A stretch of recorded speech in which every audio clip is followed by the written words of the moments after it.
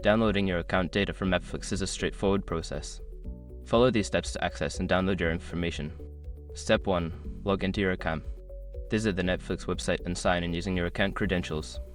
Ensure you are using the correct email and password associated with your Netflix account. Step 2. Access account settings. Once logged in, hover over your profile icon in the top right corner of the screen. A drop-down menu will appear. Select Account to access your account settings. Step 3. Navigate to Privacy Settings. Scroll down to the Privacy section within your account settings. Look for an option labeled Download Your Personal Data or similar wording related to data management.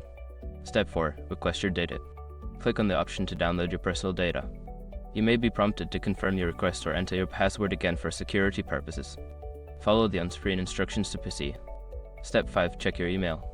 After submitting your request, check the email associated with your Netflix account. You will receive a confirmation email with a link to download your data once it is ready. Follow the link to access and save your information. By following these steps, you can easily download your account data for Netflix.